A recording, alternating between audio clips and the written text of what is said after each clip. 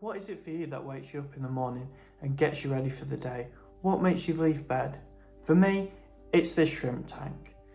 There aren't actually any shrimp in it yet. I'm making this video before I add them. I'm going to get them later today. I've had this tank cycling now for about 2.5 months. So you don't normally need to do that for an aquarium, but shrimp like stable conditions. I've also got the filter off currently whilst I'm making the video, but I normally have a sponge filter running through there. But that's what gets me up in the morning.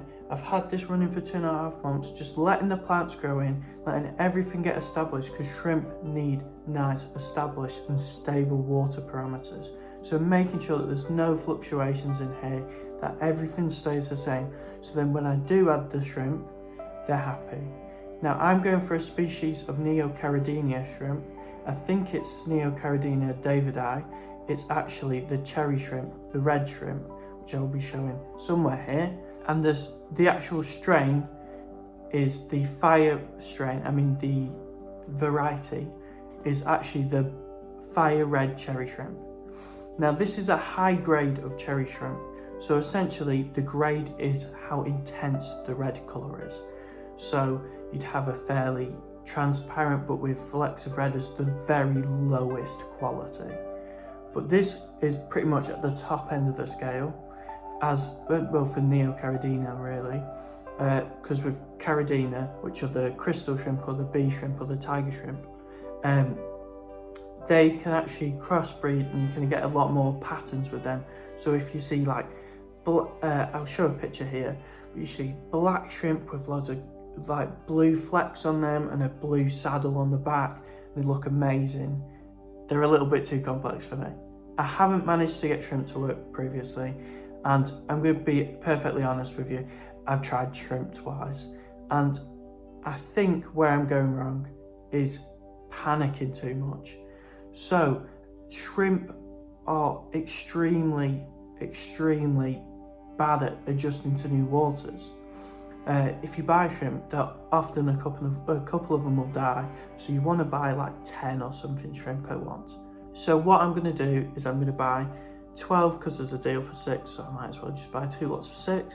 That's dependent on whether the shop have them. Might have to wait a couple more weeks. It's okay. I'll just let the plants grow in some more. I'm very excited if you can't tell.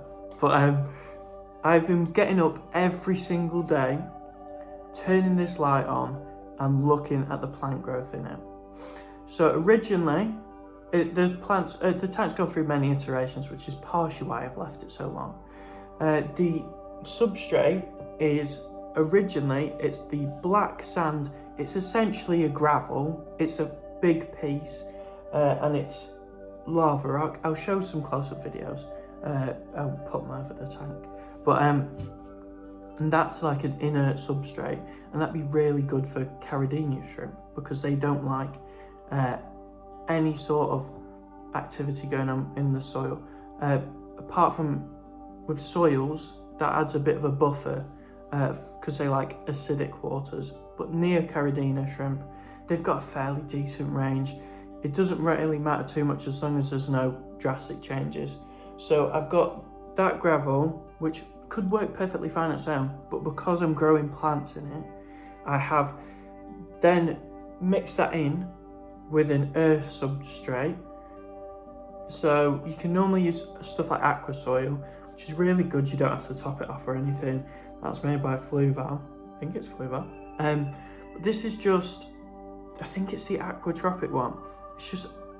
It's essentially like a fine dirt, and you wash it off and put it in the tank, always with a substrate. Wash it off, it saves you having cloudy water and saves any extra bits coming in really. It's just a quick thing and it will help you a lot, because it can, especially with soil, is it releases ammonia into the water, and if that ammonia is in the water you can get ammonia leaks. All the nitrifying bacteria will just cloud the tank up, and that's quite often a problem that you can have. So just give it a wash, it's worth it. This is a 68 litre aquarium. Obviously it's not holding 68 litres of water. I'd guess it's probably holding about 50. because of the substrate, the plants, it's not like filled up right to the brim. Then I've topped off this soil so then the ammonia doesn't leak into the water column with sand. So there's not a ton of sand, don't get me wrong. I'm sure there's still some contact points, but I've tried to make a general spreading. But you can see the colour of the top of it. So I should probably look rather than looking at the camera, because I'm losing where I am.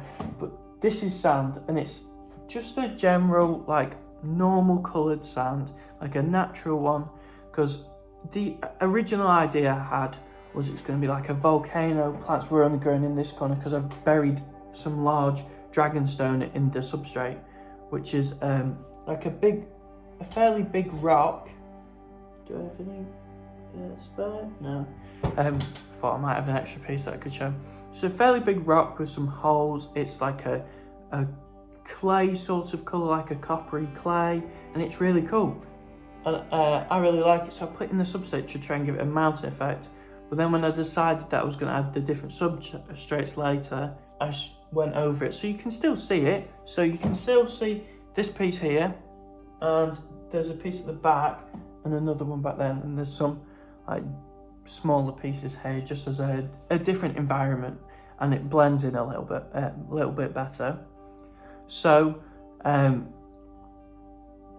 that's what I've done substrate wise, just so then it's got the nutrients for those plants, but it's not leaking the nutrients in the water. The plants I've got these Ludwigia Super Reds, at least I'm pretty sure that's what it is. I might be wrong, don't quote me on any of these, but this one I do know. Anubias barteri, I'll zoom in for all these things, I'll put them on the screen. But I've got Bogor moss, which I'm pretty sure is called Singapore moss normally. I have clumps of Java moss in the middle and the corners, just because that's really good for shrimp, and when they breed, they like to drop their young in something that's densely packed to protect them, because the female will carry these eggs round in a buried state, so she'll hold them underneath her. She I don't know what the word is for now, but it's a bit like a flipper. I will put the name somewhere on the screen, but she holds the eggs in her, like it's underneath her tail. She'll hold the eggs in and fan them. I'm trying to get the name back, but it's not coming. And that will keep the eggs oxygenated, and until they develop to a state where she feels like she can drop them in a rock pile or some Java moss or any other type of light densely plant matter, just so then the babies have the best chance of living. Also for the babies, that sponge filter, apart from a hang on back filter with a sponge pre-filter that you put on the end of the intake, the babies are going to basically get sucked into any other filter. So if you're wanting to breed shrimp, you want a filter on it, a sponge filter on it. They also can eat all the dirt off the sponge filter because they're detritivores, so they eat any old rubbish. But they don't only eat rubbish, you have to feed them as well. Especially if you want to breed them, you have to feed them high protein foods like bloodworm, daphnia. You want to go for frozen, or because live foods, they have little fan hands. They can't dispatch a bloodworm. They'll just almost like pick it for hours and hours. But the sponge filter also has some bio balls at the bottom, which are just ceramic balls that are porous, so then so beneficial bacteria can live in there in the filter and detoxify ammonia to nitrate, which basically gets less toxic for the shrimp as it goes down. The plants can all absorb that at every single stage, but it's best not to have it because it essentially just burns the shrimp in a way, if that makes sense, because it's like a chemical burn almost. Ammonia is found in a lot of like cleaners, so it's a bit bleachy, so you don't want your shrimp to be living in anywhere that's got a high concentration of ammonia. You shouldn't have anything more than, I don't know, maybe 10 parts per million, I'd say comfortably. Obviously some fish that are hardier Like your guppies can probably live up to 20 parts per million fairly happy, but I'd say stay away from it. I always aim for 0 because that means that there's absolutely none in the tank, and if there is going to be a fluctuation, you don't have to worry about the extra bit. But that leads us on to tank size as well. I've already discussed the size of it. You wouldn't keep your shrimp in anything less than, I don't know, maybe for me personally, maybe a 2 gallon. I'd like them to have some space. So 2 gallons is about, I think that's about 7 litres in UK measurement. This is around 17 gallons. You'd want to keep your shrimp in anything above 5, just to give some more stability to the water parameters, because if you think, if a shrimp, heaven forbid, dies and starts rotting, if it dies overnight, and I don't notice it till the morning, if that's a small tank, that rot is gonna go everywhere. Like, it's gonna be circulated and it's gonna be in a high concentration in the water. Whereas if a shrimp dies in this, I don't notice it till the morning, that yes, I will want to do a water change. Yes, there will be more ammonia in the water, but it won't be as big of a difference. It won't then kill the other shrimp. Well, fingers crossed. I'm hoping none of them die. But I've not even finished saying what plants I've got. I'm completely getting distracted. I'm that excited about it. I've got 3 Anubias barseri plants. So these are really big, like low light levels, big leaves, really slow growing, and don't like to be planted in the substrate. The moss just essentially lives anywhere. The Ludwigia Super Red is a stem plant. You just want to put it in the soil.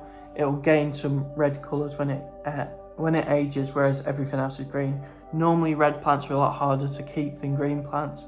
I've got here in a floating, so I bought this on eBay. It's just a suction cup with a plastic pin that keeps a square, like a plastic rectangle that floats on top of the water. And I've put them in there because I just want to keep the floating plants in one area and not take over the tank. So I've just put them there in that bit, so the root structures will come down, and they'll love just picking any biofilm off that, which is like bacteria, starts with algae, which is their favourite food. I've got Polyspora in the back, which are these long ones, the bushy ones. Now that's been growing really well for me, and I've been replanting it around the tank. So that's just another stem plant. You just push the stem into the substrate and it does pretty well there. But you can also float it and stuff. If you want more in-depth details on planted tanks, there's tons online. They're all really good. But I've got 2 pieces of driftwood there. They're really good for growing biofilm as well, for shrimp to enjoy and eat. So I've got moss stuck to them, and I've got a pothos plant currently starting to grow in the back there. So then you can actually grow plants out the aquarium, and they'll grow and they'll absorb the nutrients, and they'll grow stems into the water, which is like a new habitat for the shrimp, and they'll love that. So I'm getting one of them started. What else have I got in the tank? I've got these micro Amazon swords just here. I will obviously put this on the screen.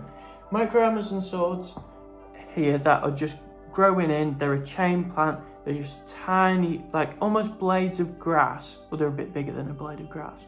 But they'll just grow and they'll make a sort of thicker carpet where the shrimp can live. And I do have some pearlweed, which I don't know the scientific name of. I can put it on screen.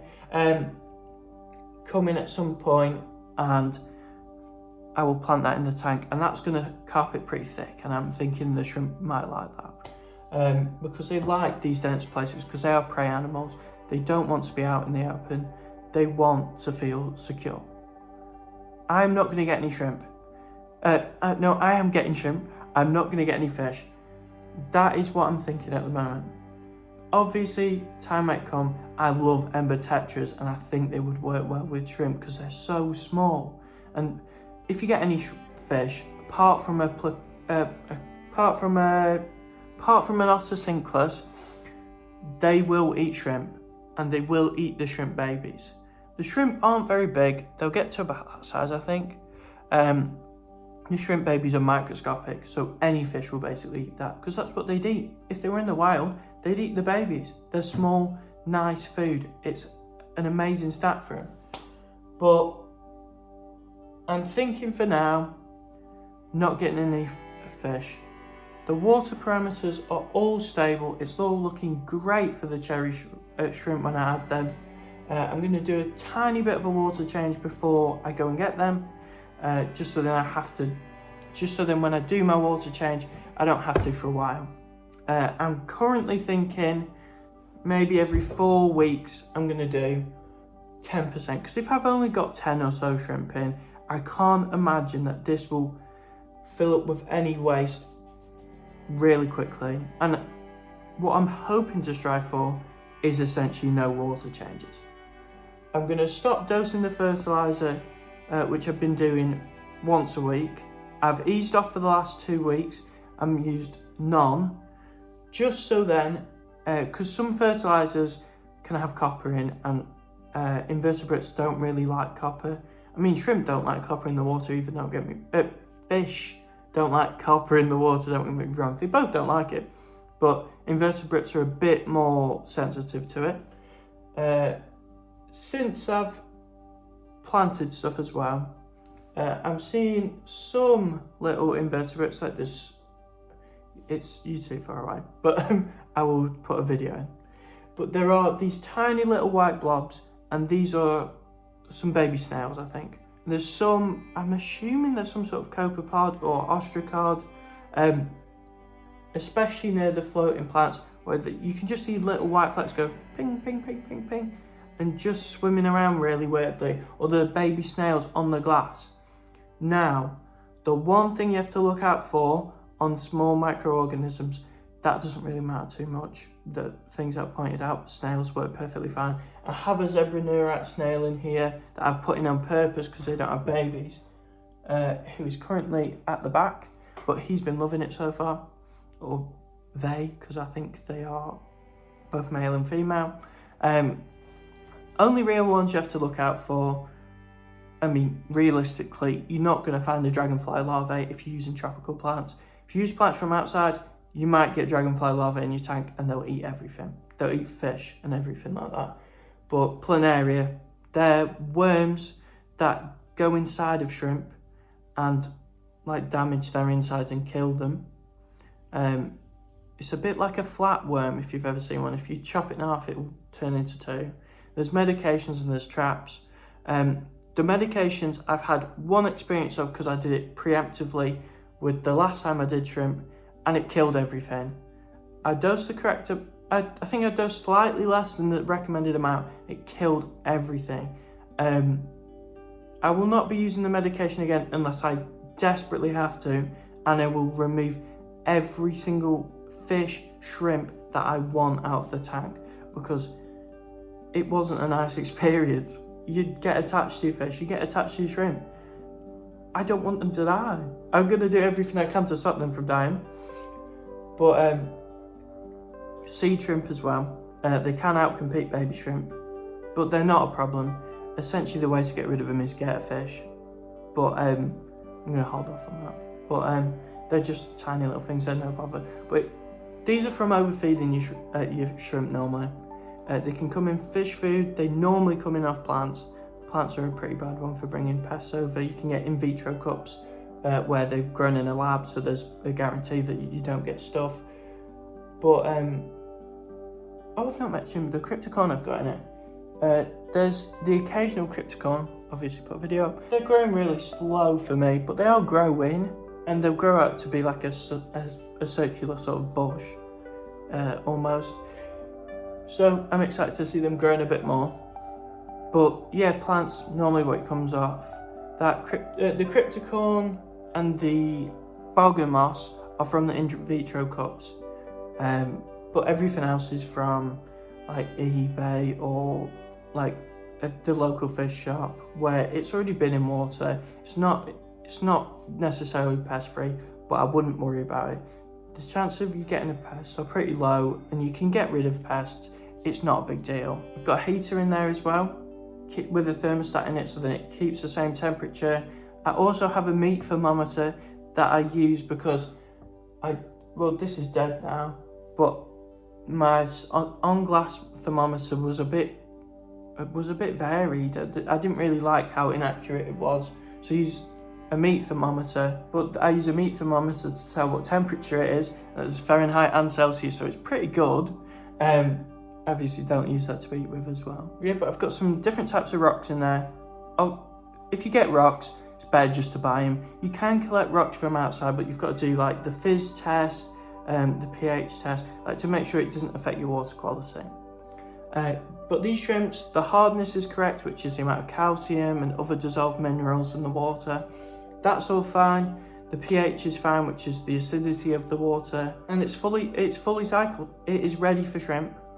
It's been on for about 2.5 months, so then any ammonia in this soil that was leaking has fully leaked out, and it's been changed out, so then there's no spots where there's anything bad going on. I've had new aquarium lights as well.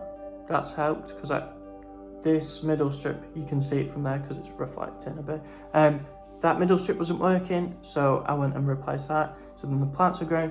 You can see that it's working really well. That polyspora is growing right to the top. But we've got to wait and see when we get the shrimp.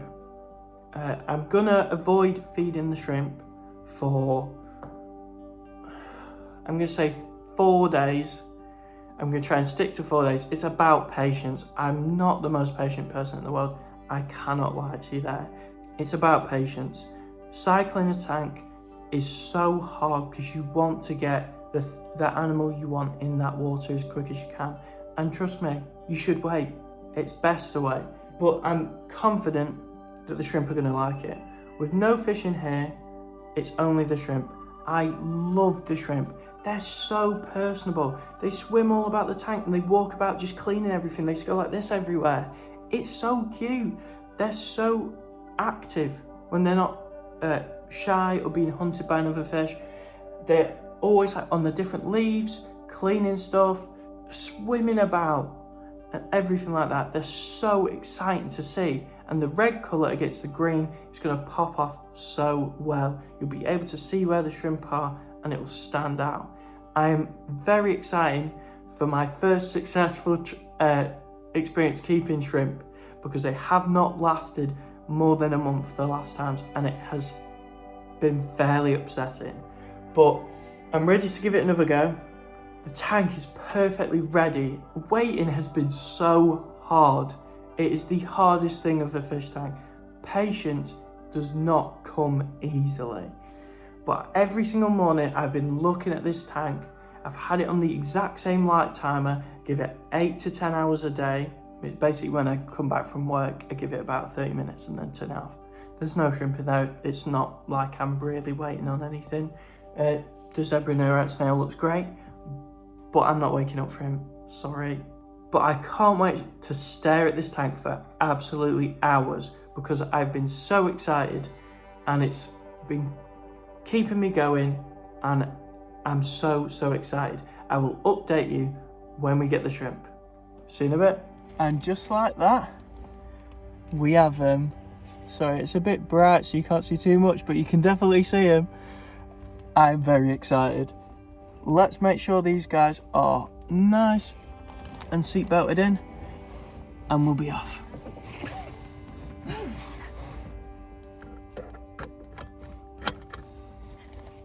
See you at home. So, they're here. We finally have a blood red cherry shrimp. So we've got some darker ones, which will most likely be females. One of them here is so dark, she's almost like brown. The females are a bit chunkier, whereas the males are a bit smaller and have a bit less colour. So we will show you them getting ready for the correct heat of the aquarium. So I've just turned the lights off and I'm just going to float the bag on the water just to get them all, to get the water that's in the bag the same temperature as the water that's in the tank. Now I have turned this light on and this water looks very green, which means that it's probably got quite a lot of algae in. So I'm doing a water change anyway, but I'm going to drip acclimate the fish, the shrimp, to the tank using the water. So let's get to it. Well, obviously when we leave them for a bit, but it's instant for you.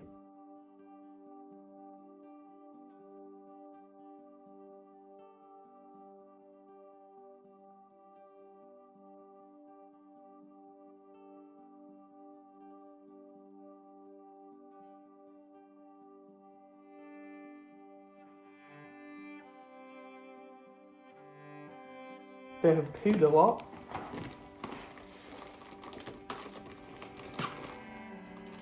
Now when you open it, if it's old water, it will increase the ammonia content because it will make it slightly acidic.